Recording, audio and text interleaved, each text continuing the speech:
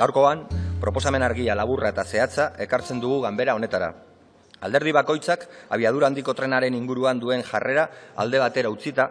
beharrezkoa deritzogu azpiegitura honen kostuak eta onurak aztertuko dituen txostena egiteari. Jaurlaritzari hala egiteko eskatzen diogu. Gure herrian inoiz eman den azpiegiturarik handi eta garestienaren inguruan ari garela gogora ekarrita. Legez besteko proposamenean ikusiko duzuenez, eskaera oso zehatza da. Eskaera baino eskakizuna, guztion gaineko ondorioak dituen eta etorkizunean egin daitekeen edozein azpiegitura baldintzatuko duen inbertsioa delako. Eta hala egin beharra dagoela uste dugu osasungarria. Justua eta beharrezkoa delako diru publikoa erabiltzeko informazio guztia eskaintzea eta gastuak ekar dezakeena zein ekarriko ez duenaren jakitun izan behar garelako. Suposizioarik gabe, opakutasunik gabe eta betikoak gutxi batzuk aberasteko gunerik gabe. Porque seguramente a nadie le cabe duda de que el TAP es una apuesta estratégica, ni a nosotros mismos que nos hemos posicionado en contra del mismo desde el minuto de arranque de la propia infraestructura. Lo que sí que parece también evidente, al menos en este caso, para nosotros y nosotras, para las gentes de Euskal Herria Bildu, es que no existe un análisis riguroso que acompañe la armadura de esa infraestructura. Así se reconocía en el propio impacto en la economía de la Comunidad Autónoma del País Vasco, de la Y vasca, realizado por diferentes profesores de la universidad. Allí se nos decía, y lo decían directamente los profesores encargados de realizar dicho informe, que solo se habían estudiado beneficios, no costes. Es más, por citarlo de manera literal, se decía, segundo y muy importante, ha mencionado varias veces, se refería al grupo de Euskal Herria Bildu, que no le hemos contestado. Mis disculpas por no haberlo hecho antes sobre si era un verdadero estudio coste-beneficio. Es parte de un informe de beneficio, puesto que aquí lo que estamos valorando son los impactos económicos, es decir, los beneficios. Obviamente, la otra parte no está aquí. No hemos evaluado ninguno de los costes. Este ha sido el informe que durante mucho tiempo el Departamento del Gobierno vasco correspondiente o competente con la materia que hoy abordamos ha venido utilizando o reiterando como elemento definitorio y elemento central en su defensa del tren de alta velocidad como proyecto sostenible, como proyecto que arrojaba no solo beneficios, sino que tenía en cuenta los análisis de coste-beneficio, que tenía en cuenta aquello que invertíamos y cómo lo íbamos a recuperar para el conjunto de la sociedad. Y, sin embargo, lo que vemos es que los propios autores del informe que se ha utilizado para justificar esa lectura, nos dicen que no, que es solo un informe de beneficios, que es solo un informe que tiene en cuenta las posibles ventajas económicas, fundamentalmente económicas, que pudiera traer. Y lo decimos porque los propios datos que utilizaba, y así lo reconocían también en la comparecencia, son datos obsoletos, son datos que se hacen en función del análisis input-output del Eustat del 2008. Es un informe que se realiza en el 2012 utilizando los datos estadísticos sobre input-output del 2008. No creo que haya que recordar en esta Cámara que el 2008 es el año en el que empieza a asomar la temida y maldita crisis que todavía hoy estamos atravesando y la que ha transformado, la que ha mutado de manera significativa y directa no solo nuestro modo de vida, no solo el modo de vida de los y las ciudadanas de este país, sino del conjunto del tejido empresarial e industrial de este país, arrojando cifras cada vez más negativas o decrecientes sobre los volúmenes de producción industrial, sobre los volúmenes de mercancías a transportar, sobre los volúmenes de capacidad o renta per cápita de los ciudadanos para poder disponer de sus recursos, de su dinero y utilizarlo en uno u otro modo de transporte. Y como digo, todo esto, todo ese informe se realizó en un contexto marcado por los inicios de una crisis que ha afectado a nuestras vidas, pero que también afecta el desarrollo y la viabilidad futura del proyecto futuro o del proyecto del tren de alta velocidad. Y, sin embargo, la realidad es que desde entonces hasta ahora nada ha variado en la determinación absoluta de este Gobierno, del Gobierno de Gasteiz, en seguir apoyando el tren de alta velocidad en los parámetros definidos antes del inicio de la crisis, definidos en los momentos de la gran bonanza económica, donde parece que el dinero se reproducía por esporas, donde parece que no había necesidad de tener una planificación de país muy elevada, porque como todo lo que venía era positivo, se trataba de hacer ajustes en todo caso para que el crecimiento se diera en uno o en otro lugar, pero nunca para estimular el crecimiento más o incluso para prever contextos de decrecimiento económico como el que hemos vivido. Así se ha sostenido la inversión en el tren de alta velocidad contra viento y marea. Y desde nuestro punto de vista, desde el punto de vista de Euskal Herria Bildu, esa inversión cada vez se cobra más aversión. Esa inversión de recursos públicos está generando cada vez más aversión social hacia un proyecto que le priva al conjunto de la ciudadanía de este país de más recursos para otras cuestiones. Porque también podemos ver cómo desde el año 2010 hasta la actualidad el peso del gasto en el tren de alta velocidad, de la inversión en tren de alta velocidad en los propios presupuestos de la Comunidad Autónoma Vasca siguen siendo muy mayoritarios respecto al conjunto de la inversión que los presupuestos de este Gobierno destinan para otra serie de cuestiones. Yo no voy a empezar aquí a comparar cuántos colegios se podrían mejorar. Y sé que buena parte de los parlamentarios y parlamentarias de esta Cámara lo saben por las visitas que hacen, cuáles son las demandas de mejora de muchas infraestructuras absolutamente necesarias para sostener ese mal llamado estado del bienestar o para poder decir que nuestro índice humano sostenible es más elevado o tan elevado como el de los países nórdicos. Yo no voy a hacer la comparativa de cuánto se podría mejorar la sanidad, la educación o otros de los pilares básicos como la renta de garantía de ingresos o las ayudas sociales con lo que se ha destinado al TAP. Pero no puedo dejar de mencionar que desde el año 2010 hasta el año 2015 el volumen, el peso real de la inversión del tren de alta velocidad o el dinero que está destinado al tren de alta velocidad en el conjunto de la inversión del presupuesto nunca ha estado por debajo del 50% del total. Nunca, teniendo que dejar el otro restante para las diferentes inversiones seguramente tan o más necesarias que esta misma. Solo en el año 2011 podemos hablar de un 45,88%, ahí sí, por debajo del 50%, pero en el 2010 del 69%, en el 2012 y 13 del 57%, en el 2014 del 69%, en el 2015 del 68%. Así pues, sí tenemos ya cada vez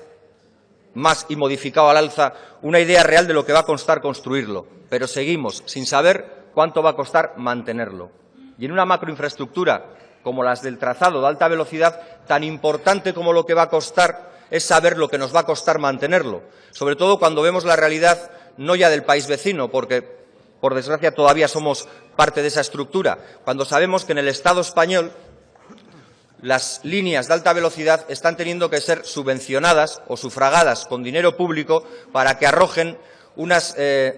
estadísticas menos lesivas para los ojos de la ciudadanía en lo que tiene que ver con el uso de ese transporte por el volumen de pasajeros y en lo que tiene que ver con el transporte de mercancías, que es nulo. Lo señalábamos en la comparecencia y lo volvemos a decir. Es nulo incluso en la línea que se considera más factible, como la de la Junquera. Y ante esa realidad nos parece que lo que habría que hacer es proponer desde ya, desde ahora, un análisis coste-beneficio. Que la ciudadanía entendiera que el dinero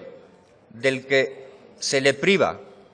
poder disponer para otras cosas es utilizado para una macroinfraestructura que va a arrojar una serie de beneficios. Pero aquí todo eso se deja para la imaginación o para el deseo de quienes invierten esa cantidad de dinero de todos y de todas para satisfacer los deseos de unos pocos nuevamente. Porque en el propio informe del que he hablado y que arrojó o que fue motivo de la comparecencia de octubre del 2015, se nos decía que la tarificación estaba más o menos estimada en función de dos parámetros, el A y el B, que el tránsito de mercancías estaba estimado sobre el informe que he señalado antes, que era del 2008, que los tiempos de conexión de capitales estaban estimados sobre los que inicialmente se dijeron que iban a ser y que ya se han variado, como bien se ha señalado en esta Cámara en ocasiones, para incrementar el tiempo de duración del transporte o del trayecto entre las capitales. Y tampoco se tenía en cuenta la conectividad, o se tenía en cuenta una conectividad con Europa y con la meseta, con la capital de España, si lo prefieren, que tampoco a día de hoy parece que vaya a ser definitiva y mucho menos posible en los próximos años. Ante ese cúmulo de dificultades o de despropósitos que diríamos nosotros, nos gustaría conocer cuáles son los beneficios que alguien entiende que va a arrojar esto, y beneficios brutos, que nos los digan en cantidad de dinero, que nos señalen los costes, porque todavía se siguen produciendo sobreprecios, y que nos manifiesten también los costes de explotación. Eta zan beharra dugu, kezkatzen gaituela, eraikuntzarekin aberastu diren ACS, Ferrovial, Acciona edo Alsa, enpresa berberak izatea, orain trenbide garraiorako operadore bezala aurkezten direnak. Kezkatzen gaitu, batzuek negozio handiak egiten dituztelako, diru publikoaren lepotik beti ere, eraikuntzan eta ustiaketan badirudi merkatu libre hainbeste atsegin duten horiek eremu publikotik edateko ohitura handiegia dutela. Porque en todo este proyecto, como en otros muchos, esto no es una cuestión exclusiva del tren de alta velocidad a su paso por la Comunidad Autónoma Vasca, asistimos a una triste paradoja de nuestros tiempos. Y es que resulta que los más fervientes defensores del liberalismo y del libre mercado son los que más se benefician del dinero de todos y de todas. Porque Acciona, Ferrovial, ACS, las grandes empresas del Estado español, aquellas que impulsan foros, que impulsan plataformas y que impulsan incluso o quieren impulsar gobiernos que defiendan el modelo neoliberal y capitalista actual, son precisamente las que se financian, las que se enriquecen con el dinero público, con el dinero de todos y de todas. Si tanta fe tendrían en el mercado libre, si tanta fe tendrían en el liberalismo, lo normal, y yo creo que eso lo entiende toda la ciudadanía, lo normal, lo lógico, lo prudente, sería que buscaran su beneficio en el mundo privado, que buscaran su beneficio recurriendo a su capacidad de generar ilusión en torno a sus negocios y no de generar elusión en torno al dinero público para enriquecer sus bolsillos. Y esto, con ser preocupante, porque lo es preocupante en la fase de construcción, todavía torna más preocupante, porque estas mismas empresas, ACS, Ferrovial, Acciona, que también tienen que ver mucho con la I vasca, se están postulando ya no solo para seguir enriqueciéndose en la construcción, sino para poder forrarse explotándolo. Y así se están reconvirtiendo y se están postulando y posicionando como operadores ferroviarios ante la pérdida de monopolio o la pérdida de carácter único de operador que pueda tener Renfe. Esa es la realidad que creemos que también tienen que conocer todos los ciudadanos. Y nos sorprende sobremanera